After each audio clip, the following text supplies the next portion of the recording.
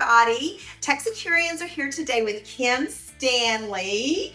I first met Kim was in a bee outfit, and she was not covered with bees, but right in the midst of all the bees. And she told me about how she has God's little 10 acres, I think you said, or yes, more. 10 acres. Mm-hmm. Yes, 10 acres. And she is one of these kind of people that she has figured out how to get back to good old Texas roots farming. Yeah. And she's doing a lot of the things that like my grandmother did and many of our grandparents and great grandparents did, and being healthier for it. Definitely, and more humane.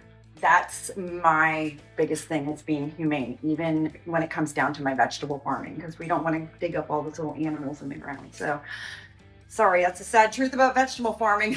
There you go. There you go. And so today she has actually brought some of her items together. So we are going to do braised short ribs. Yeah. And she's using items from her garden. She even makes her own bacon. Make my own bacon. The beef was grown here. We grow a steer every year. Right here's the beef. Once a year we take our steer there. This guy's name was Burger.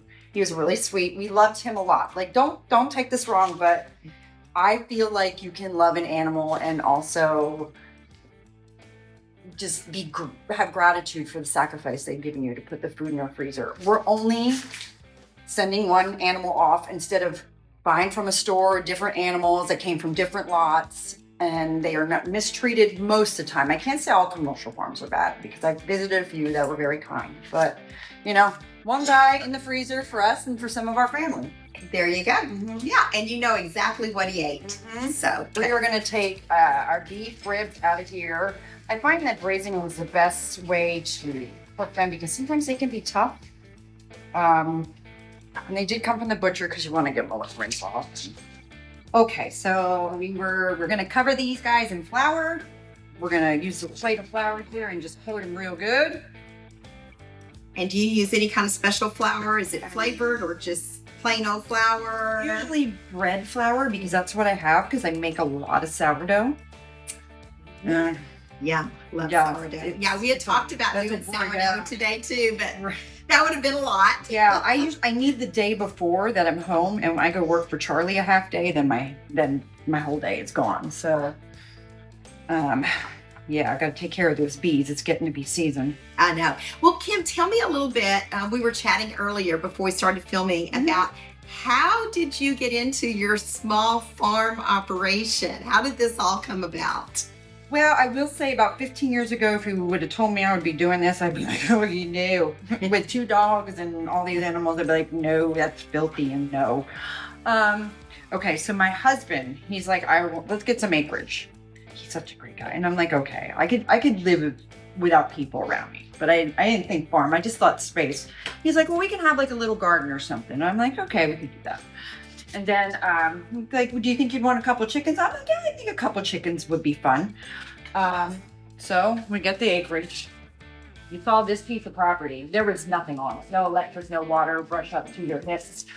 It had I don't know if you noticed, we have beautiful oak trees up front. I did notice your oak trees up front. You don't get that in Texas all the time. No, you don't. And actually not even in this area too much. There's not that many oak trees. But and right now I'm cutting up some bacon, homemade bacon. So we try to do as much as we can here. And if it's out of season, I just don't make this dish, or I make it a different way.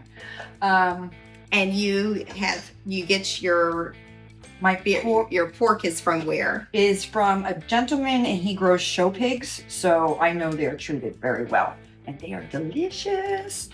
Happy pigs. Very happy pigs. So I was like, I'm okay with that. So let's get those pigs. And then we're going to, now we're going to do the vegetables. Can I help you? Sure. Let's have you do the carrots. I'm going to chunk up this onion. What was I saying? Oh, we were moving out here. And then I got some chickens. And you know what? Then I started making sourdough. And you know what, guys? If your wife starts getting chickens and sourdough, you might as well build a bigger coop. You might as well build a barn. You might as well have a bigger garden, because she's going to start doing homesteading things. It's just, and I love it. And then we got the goats to keep the pasture clear. And then I started breeding goats. and I learned how to become very good at that. You do not get goats unless you want to learn how to be somewhat of a vet. They're not like pets. Okay, so 1 egg. Now we need this. Again, I don't measure. My hands are really wet. I do not measure. So this is a little Dijon mustard. Looks like good about squirt of it. maybe like a half a tablespoon, would you say? Or maybe more, maybe a tablespoon. Yeah, Somewhere in the middle there. And then apple cider vinegar, which I really should make my own, but I haven't gotten there yet. Just a pour. Use some salt, but use whatever seasoning you want with the salt. I mean, you can use garlic, you can use onion. I use seasoned salt. And I put a pretty generous amount in there. I kind of like it. So I'm gonna get avocado oil out. Okay, first before I add the avocado oil, we're gonna give that a little blendy blend. I use a wide mouth jar because then I can just keep it in it. That fits perfect in there. I never thought about doing that. Yeah, That's it's a great super easy. idea. Yeah. I don't know why more people don't make mayonnaise. You see how easy this is. I don't remember. So add a little bit of oil at a time. And it's so good.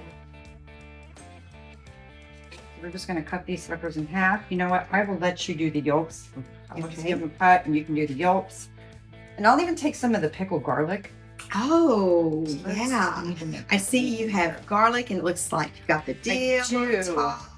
Let's look what you're doing here. So you have added to this, to the egg yolks, the mayonnaise. And I do a little at a time and smash so I don't end up with soupy devil eggs. Yeah, it's really nice. I'm just gonna load these up. We are going to cook up this bacon. So I'll take the bacon out, put it to another pan. Put a tiny gas, 45 seconds inside.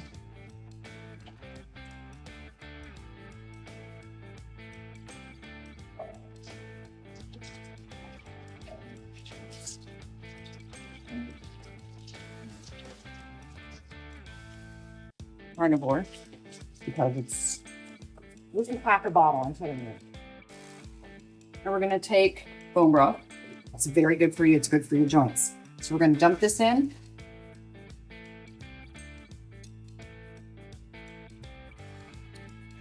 The big reveal. This has been in the oven for how long? So 2 hours, 45 minutes. Okay, Ready? here it comes. Woo! Oh my Look at that! gosh, look at that. You might have some twigs in here. Just gotta put them out. Oh my God. Oh, well. Yeah, get that out of the box. This is so fresh. And I'm going to tell you, even the egg tastes different. Better. So much better. Oh my gosh. Oh, that flavor. It's so full. And it's just fresh. I just taste the freshness. You know, when I eat this, I have so much gratitude for everything around here. Especially the animal sacrifice. It's life to be on my plate. I have some things. Oh, you do? I do.